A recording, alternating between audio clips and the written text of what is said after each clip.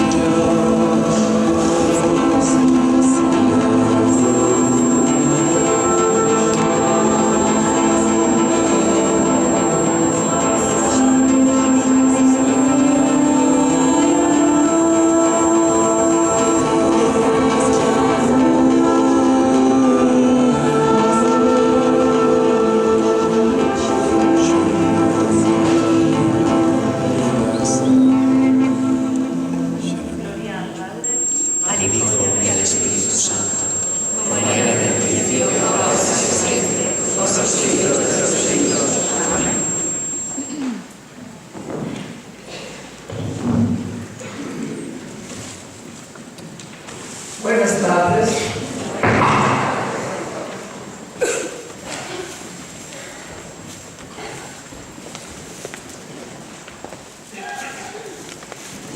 ¿Qué respondió María al saludo del ángel?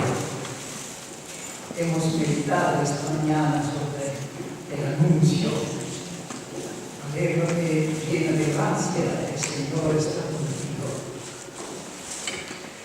Según el Evangelio, María, después de haber tenido una explicación cómo todo esto sucedería, María dice: he aquí a la sierva del Señor, hágase en mí según tu palabra.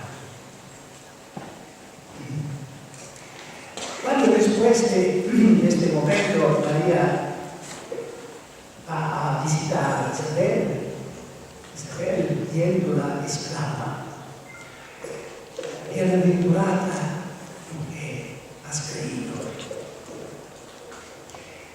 De verdad que no es Isabel que dice esto, porque si se lee, Isabel, llena de Espíritu Santo, dijo.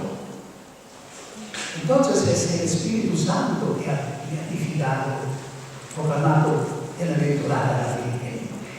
Y la proclamada bienaventurada precisamente por su fe. Bienaventurada tú que has creído. Así leemos, hermanos y hermanas, la segunda grande palabra. Después de la palabra gracia, la segunda palabra es la fe.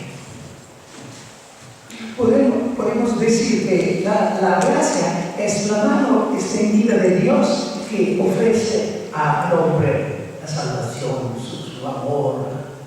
Y la fe es la mano del mendigo, del hombre, de la mujer, que acepta recibe de la fe.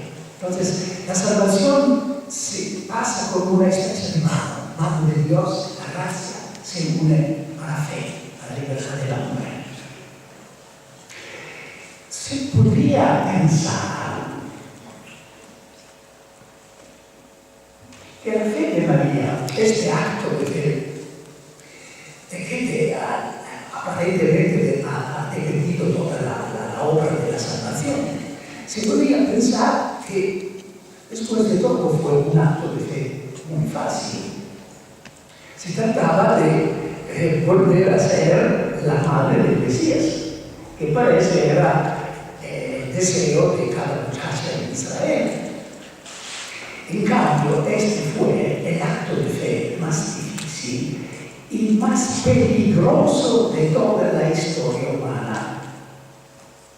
¿Por qué el más difícil? Porque lo que se dice a María no había pasado nunca y nunca pasaría después de ella. Se dice de algunas mujeres del Antiguo Testamento que habían concebido un hijo en la vejez, pero de ninguna mujer se dice que tuvo un hijo sin conocer a hombre. Entonces María se vuelve en una soledad absoluta, no tiene que la palabra de Dios en que confiar. Es como alguien que se encuentra en el mar abierto y no tiene el cielo sobre de sí y la profundidad del mar debajo de sí. Aislada. Sí, no tiene que la palabra de Dios a quien se apoya. Y decía, es el acto de fe también más peligroso. Sí, porque María, como cada muchacha en Israel, conocía lo que estaba escrito en la ley de Moisés. Es decir, que la muchacha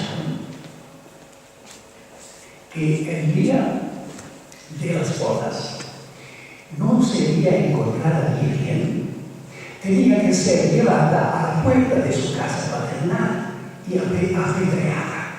Está escrito en la ley de Moisés. Entonces María ha creído al riesgo de su vida.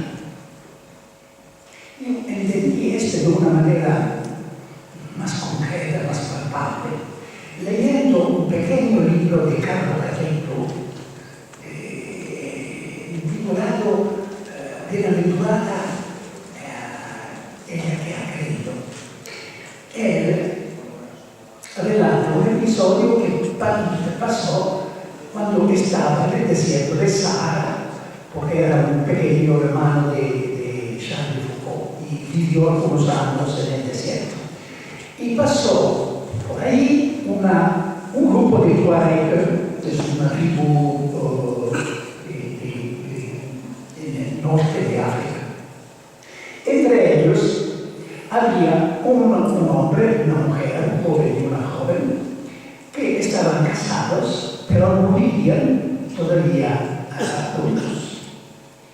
Y esto recordaba a Carlo Carretto la situación de María y José, que estaban casados, pero no vivían juntos por un año.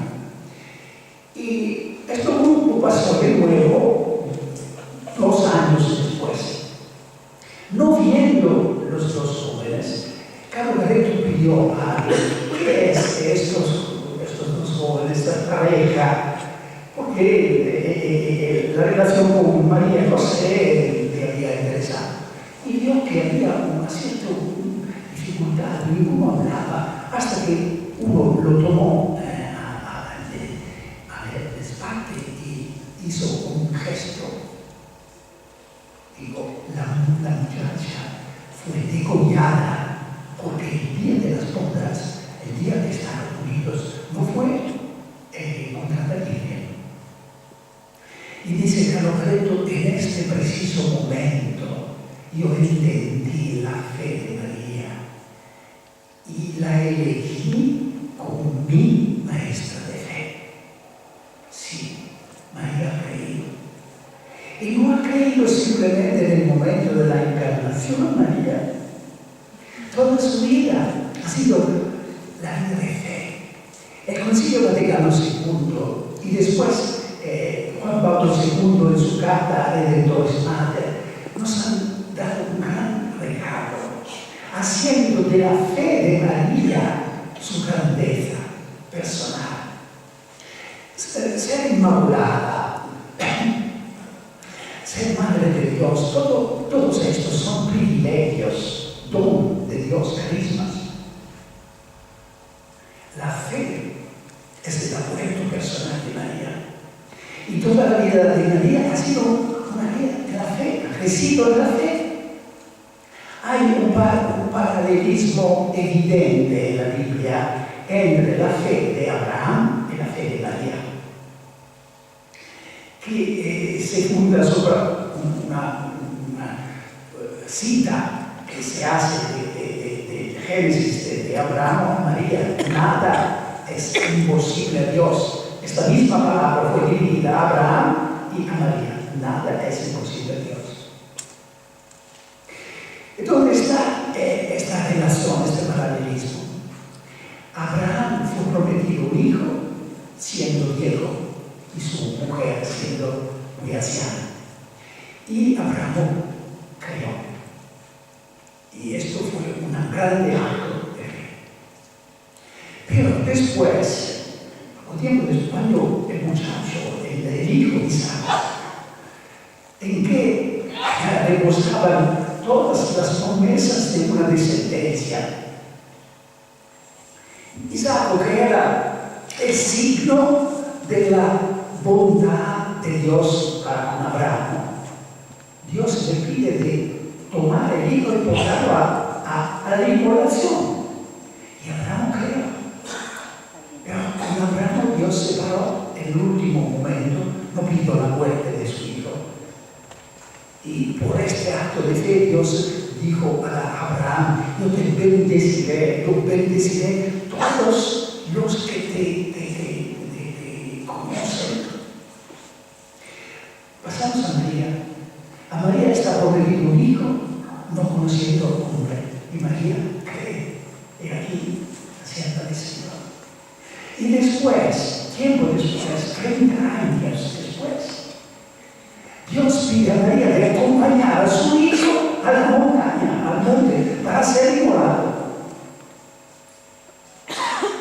Y María no ha escapado humanamente hablando. María tenía que precipitarse el monte abajo, gritando a Dios: me has engañado, me has prometido que mi hijo veniría sobre el trono de David, de aquí el trono de David. En cambio, María no está silenciosa bajo la cruz de Jesús. Qué fe que has tenido, María. Pero regresamos ahora al momento de la anunciación. ¿Qué dijo María al ángel? ¿Cuál fue la palabra que salió de los labios de María? ¿Fiat? ¿Digo María? ¿Digo fiat? No, muchos inteligentes. No, María no dijo fiat. Nunca dijo fiat María. ¿Por qué no hablaba latín?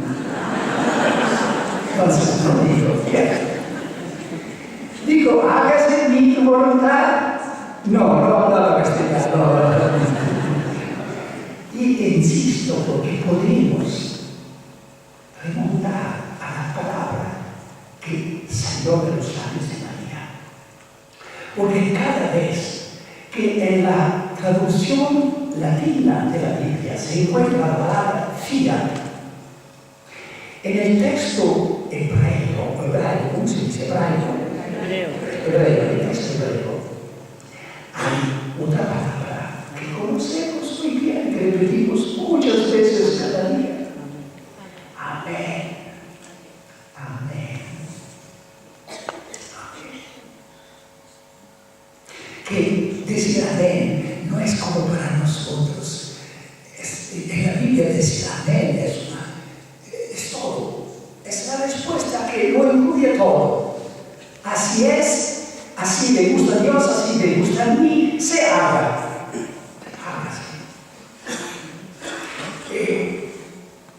Jesús se ha definido en amén. Y cuando Jesús quiere dar autoridad a una palabra, ¿qué dice? Amén, amén. Les digo, en castellano tal vez en verdad, pero el original es amén, amén. Y él está definido en la Apocalipsis, el amén personificado. María, después de Jesús, es el amén a Dios. Es una entrega total. Es como si, dice un escritor del siglo, es como si María diría al ángel: aquí soy una tablita encerrada. Entonces escribía en las tablitas encerradas. El escritor divino escribe en mí la historia que quiere. Hoy se diría: aquí soy una página blanca, que el escritor escribe en mí la historia que gusta. Entonces es una entrega total. Pero hay algo que tenemos que precisar.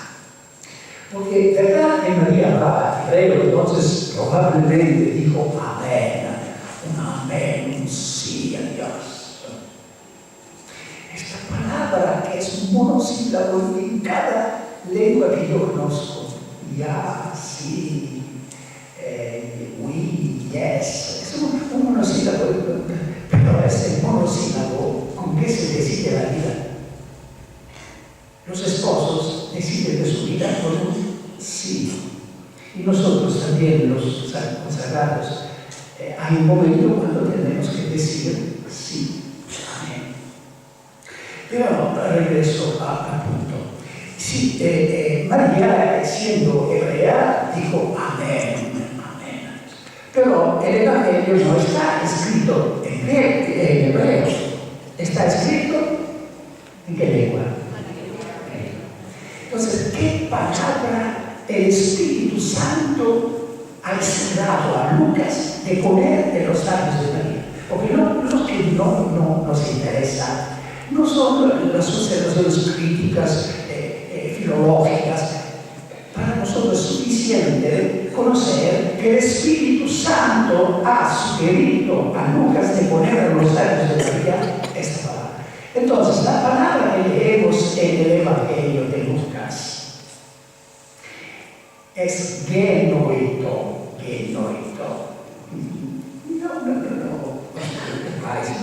No recibo de conocer los 6 en griego, pero llegamos juntos a la conclusión. Nosotros conocemos en las lenguas modernas muchos modos de verbo, ¿no? El indicativo, el conjuntivo, el condicional, que usamos el indicativo para decir algo que ha pasado, que pasa o pasará. El condicional, algo que puede pasar o no pasar. El griego conoce un modo especial del verbo que se llama optativo. Que se dice optativo. Y este modo se usa cuando uno quiere expresar el deseo que algo pase, la impaciencia que algo pase. Entonces es como decir que María dijo a Dios: no hagas el mismo con tu palabra resignado, como quien dice: si no se puede hacer de otra manera, si no lo hagas en tu voluntad. Esta es la actitud con que decimos, pues muy a menudo estudiar voluntad. No, María dijo un amén gozoso a Dios. Y en esto María es un ejemplo para nosotros, para renovar nuestra entrega. María de verdad entregó en las manos de Dios las riendas de su vida. Y sería un fruto maravilloso maravilloso de este fin de semana, si regresamos a nuestras casas después de la fiesta de la Anunciación, de gritar el relato de la Anunciación, de renovar nuestro amén a Dios. Lo hemos dicho en el día del bautismo, o mejor, otros lo han dicho para nosotros en el día del bautismo. ¿Quiere recibir el bautismo? Sí. ¿Cree en Dios? Sí. ¿Cree en Jesús, Señor? Sí. No sé si entre nosotros hay alguien que ha sido bautizado adulto, pero la mayoría hemos sido bautizados en infancia. Entonces se tiene en la vida que haya un momento cuando uno personalmente renueva esta decisión de aceptar a Jesús como Señor. Y yo creo que esto es uno de esos frutos más bellos que la renovación carismática ha llevado a la Iglesia. El sentido de aceptar a Jesús como Señor de su vida. En la antigüedad había algunos ritos al momento del bautismo que enfatizaban este significado de una aceptación de Jesús como el Señor. Y estos ritos consistían en estos. Primero, la persona que tenía que ser bautizada estaba invitada a volverse hacia Occidente.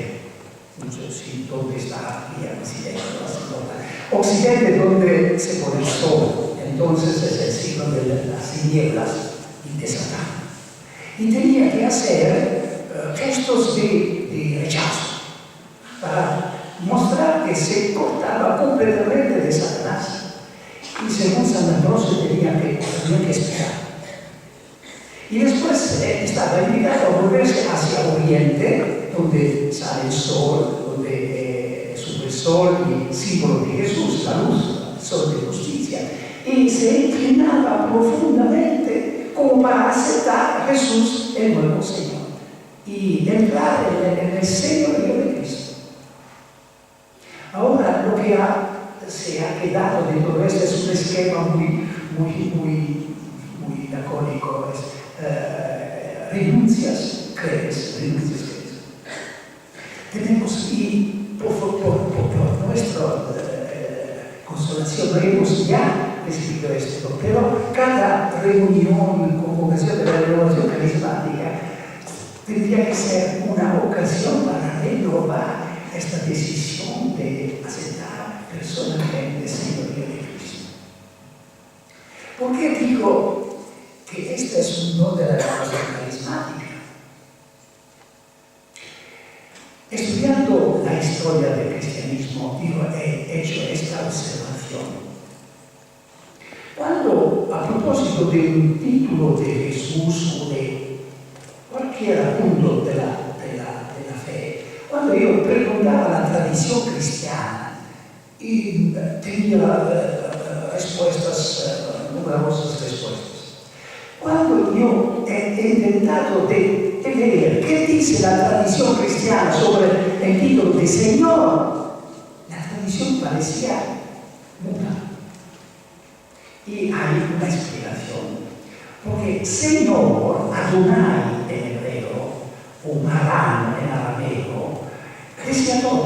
Quien decía Jesús es el Señor, decía todo. Y San Pablo puede decir, ¿quién dice Jesús es el Señor? Está salvo.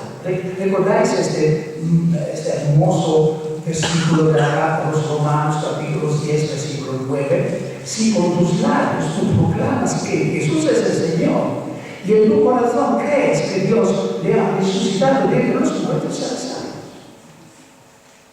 ¿Queréis ayudarme a hacer resonar también este querigma aquí en este lugar? Entonces, aprender por favor estas dos pequeñas frases. Jesús es el Señor. Segunda, Dios le resucitó de entre los muertos. Y ahora, a mi primer signo gritáis, Jesús es el Señor. Y al segundo, Dios le resucitó de entre los muertos. Si con tus labios tú proclamas que Jesús es el Señor, y en tu corazón crees que tú serás que España será salva, la pobre Europa será salva, el mundo entero será salvo.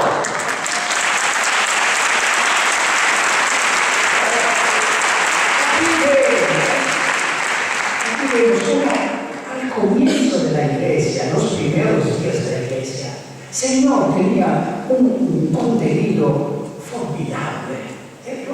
¿Quién decía Jesús es el Señor? Decía, Él ha muerto para mí, ha resucitado por mi justificación, entonces tiene cada poder sobre mí, me someto a Él. Jesús es el Señor. Decir, ese Señor, esa era una profesión de fe completa.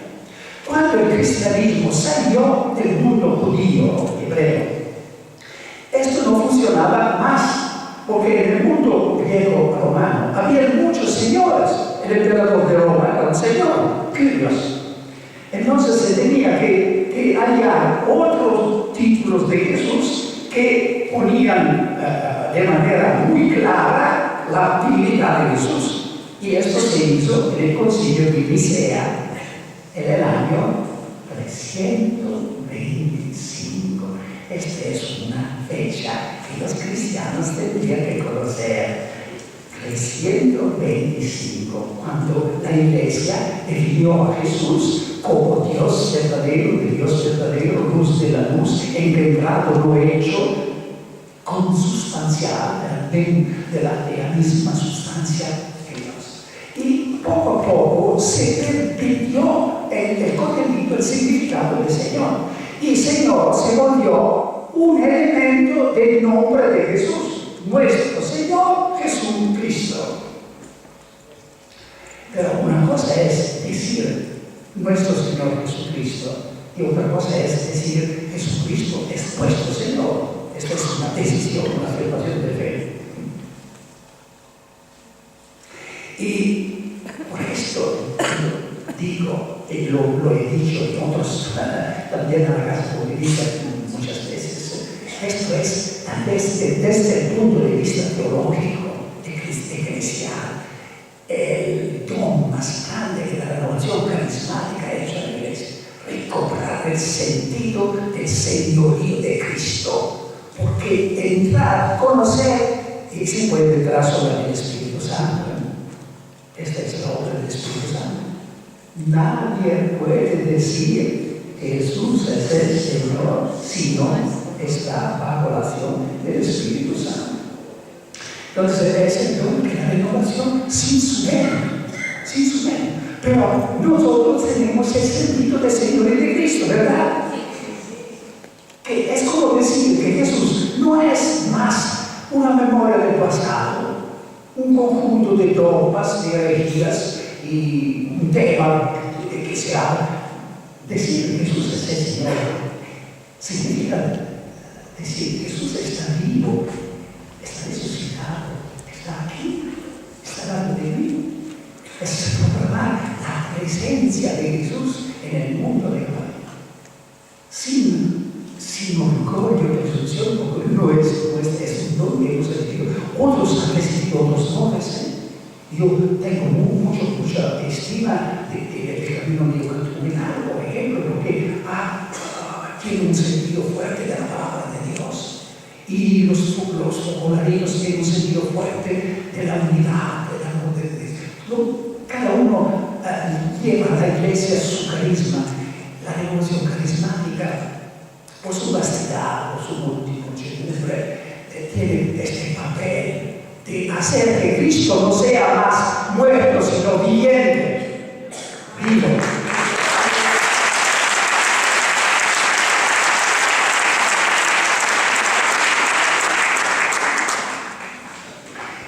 El Papa Francisco, en su primera exhortación de Evangelii Gaudium, al comienzo, el número 3, dice: algo que es muy importante. Dice, yo invito cada hombre, cada mujer a realizar hoy mismo un encuentro personal con Jesús de Nazaret. No hay ninguno que tiene que pensar que esta invitación no está por él. Porque se podría pensar que este encuentro personal con Jesús es algo descontado, que hemos hecho muchas veces. Esta es lo que yo puedo denunciar, porque lo he vivido yo mismo, la presunción del clero, de los teólogos. Es decir, ¿qué es todo esto ruido que hacen los carismáticos? Después de todo, nosotros tenemos siempre ese sentido de... No, entonces uno puede pensar que la idea de un encuentro personal con Jesús es algo que ya hemos realizado en la vida. Entonces se piensa que esta invitación, este apellido a un encuentro personal no está. O se puede pensar que esta invitación al encuentro personal no está hecho para mí porque yo soy indigno, no merezco, soy un pecador. No hay ninguno que tiene que pensar que esta ideal, que esta maravillosa realidad de un encuentro personal con Jesús no está hecho para él. El encuentro personal con Jesús cambia la vida, ¿verdad? Sí. Ha cambiado mi vida y la cambié. Yo era un religioso, consagrado, y al parecer de los superiores no era muy malo, así pero he visto la diferencia que hace cuando el Espíritu Santo te revela a Jesús como Señor viviente, personal, que está dentro de ti y que quiere hacer contigo todo. Por ejemplo, en este momento Jesús está contigo, hablando, anunciando, y está con vosotros escuchando. Tenemos que aprender, hermanos y hermanas, a hacer todo como Jesús. Todo. Porque Él está como siempre mirando a nosotros, cada uno de nosotros. Ellos no tienen problema para mí, yo no puedo individuar cada uno de las caras que tengo delante de Él, pero Él no tiene este problema. Cada uno de nosotros es uno. Se dice que Dios es fuerte en todo, ¿no? Omnisciente, excepto en una disciplina. En aritmética es muy débil Dios. Sabe contar solo hasta uno. Y ahora este uno soy yo y cada uno de vosotros.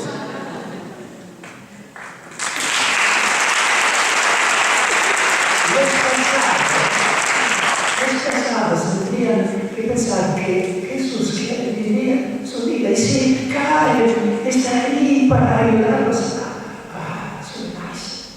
Y nosotros, los sacerdotes, tenemos que, como decía Jesús, es como uno que está mirando y espera simplemente que uno vuelva la mirada hacia Él. ¿Cuántas veces Jesús nos sigue, nos mira y espera el momento en que nos paramos, nos ponemos tranquilos y ponemos los ojos en los ojos de Él? Sí, esta tarde será más breve la enseñanza, prácticamente se ha acabado, pero tengo un punto que añadir. Lo he dicho, lo repito. Para decir Jesús es el Señor, para decir a Dios amén, como dijo María, necesitamos el Espíritu Santo. Incluso Jesús tuvo la necesidad que el Espíritu Santo que estaba en Él lo empujase a orar y a ofrecerse a Dios. Está escrito, en este momento Jesús se exultó en el Espíritu Santo y dijo: te bendigo, Padre, Señor del cielo y de la tierra. Y la carta a los Hebreos dice que con el Espíritu Santo Jesús se ofreció a sí mismo al Padre en la cruz.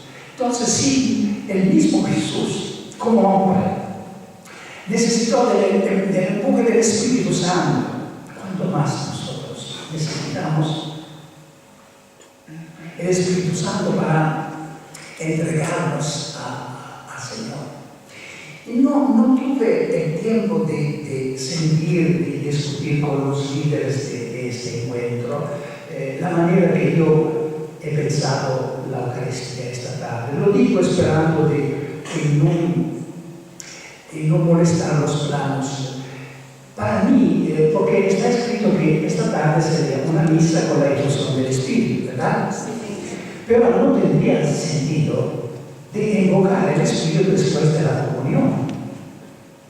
¿Por qué? Porque en este momento tenemos el manancialismo del Espíritu de nosotros, y sería como dir a uno que ha venido en tu casa, ha aceptado la invitación, está comiendo contigo, y repetirle sobre que, ¿por qué no me haces una visita? ¿Por qué no me visitas? Está ahí. Entonces lo haremos al momento de la oración de los fieles, una invocación del Espíritu. Lo sabemos, no es el bautismo en el Espíritu por el cual se necesita una preparación, y muchos lo han recibido. Es una renovación, una petición, una nueva efusión del Espíritu. No necesitamos todos, ¿verdad? Todos. Entonces haremos muy simplemente una invocación del Espíritu, yo la animaré con nosotros, sin multiplicar las palabras. Porque Jesús nos ha dicho que los paganos multiplican las palabras. Y recordáis el sacrificio del Monte Carmel, el sacrificio del profeta Elías y los sacerdotes de Baal. Los sacerdotes de Baal todo el día clamaban, hacían medidas para forzar a Dios, pero nada pasó, el fuego no descendió. Y en cambio, cuando Elías se puso en oración, dijo simplemente: Señor, ahora es tu momento de aquí, y el fuego bajó. Entonces, para que el fuego baje de nuevo sobre nosotros, no se necesita ponerse en un estado de excitación, simplemente la fe. Y María está al lado de nosotros esta tarde. Estamos en el día de la Anunciación. Ella pudo decir este amén total, porque el Espíritu Santo había pagado sobre ella, y el poder desde lo alto la había recubierta. Entonces, María intercede para nosotros, que podemos hacer la misma experiencia que ella, el poder del Espíritu que pague sobre nosotros para seguir siguiendo y sirviendo al Señor. Vamos a repetir ahora una vez. Si con tus labios tú proclamas que